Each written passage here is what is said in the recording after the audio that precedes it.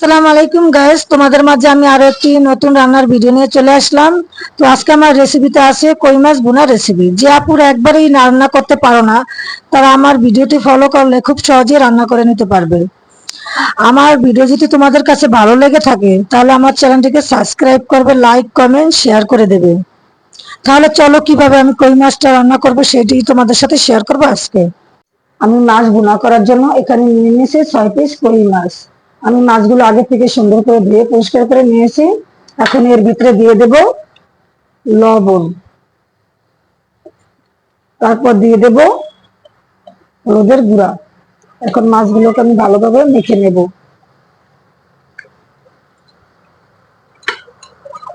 আমার মাছগুলো মাখা হয়ে গেছে, এখন আমি মাছগুলো ভাজা বসিয়ে দেব।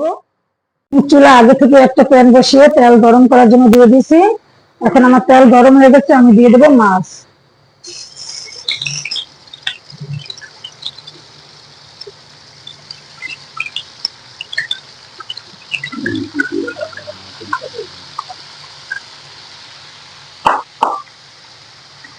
এইভাবে করে আমি সবগুলো মাছ দিয়ে দিলাম।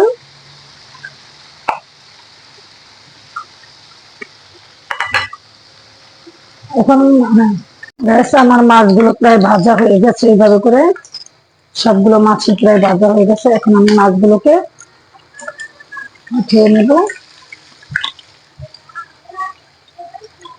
যারা একেবারে নতুন রান্না করতে পারো না, তারা আমার ভিডিওটি ফলো করে রান্না করবে, তাহলে দেখবে খুব সহজভাবে তুমি পেরে যাবে মাছ বোনা কিভাবে করে। সেটা কই মাছ হোক, রুই মাছ হোক আর পাঙ্গাসি হোক। এখন আমি মাছগুলোকে উঠিয়ে নেব। মাছগুলো ভাজা হয়ে গেছে, এখন আমি সবগুলো মাছ তুলে নেব।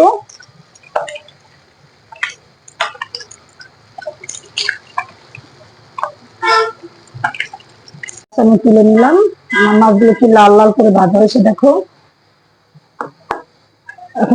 এখন একই তেলের ভিতরে দিয়ে দেবো পেঁয়াজ কুচি, তারপর দিয়ে দেবো 5 থেকে 6টা কাঁচামরিচ।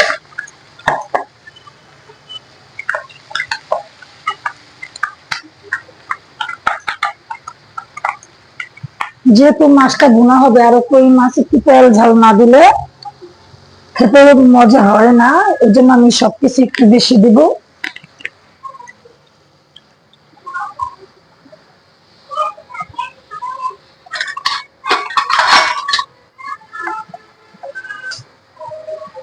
এখন আমার পেঁয়াজটা ভাজা হয়ে গেছে, আমি এখন এর ভিতরে দিয়ে দেবো আধা চা চামচ আদা বাটা, আধা চামচ রসুন বাটা, দিয়ে দেবো আধা চামচের চেয়েও কম ধনিয়ার গুঁড়ি, দিয়ে দিলাম আধা চা চামচের চেয়েও কম জিরার গুঁড়ি, আর এর ভিতরে দিয়ে দেবো পরিমাণ মতো লবণ। এখন সবগুলো উপকরণ আমি একসাথে কষিয়ে নেব।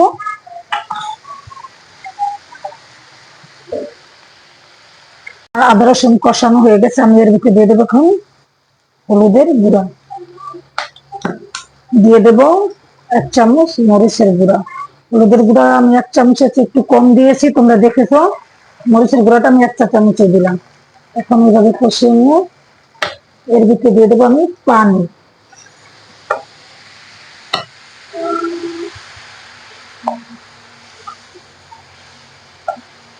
এখন মশলাটা কষতে কষায়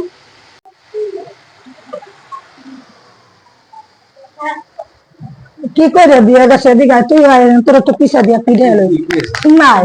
আর কি জানি করে টিপ দিয়েছি, উঠতে গেছে, আমি হবে টিপ দিয়েছি বন্ধ করা লাগে দিই ওয়ান ছাড়া একটা স্ক্রিনশটের মতো ছবি কোনায় গেছে। কারণ আমি হলুদ মরিচ কিভাবে দিচ্ছি এটা দেখা গেল না। এখন মশলাটা আমার কষানো হয়ে গেছে, এর ভিতরে আমি দিয়ে দেবো মাছ। তেলে ঝালে কই মাছ। এখন মাছগুলো আমি এই মশলার ভিতরে একটু কষিয়ে নেব।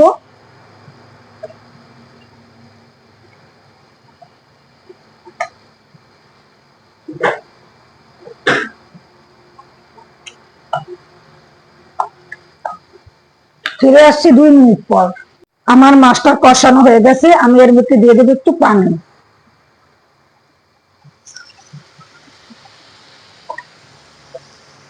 পানি দিয়ে একটু নাড়া দিয়ে এভাবে করে হালকাভাবে নাড়াচাড়া করে দিয়ে আমি এটাকে ঢেকে রাখবো 10 মিনিটের জন্য। নরমাল আছে।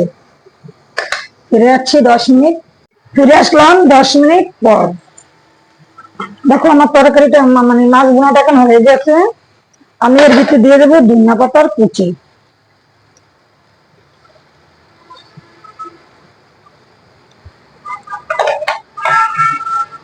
একেবারে আমার রান্না শেষ।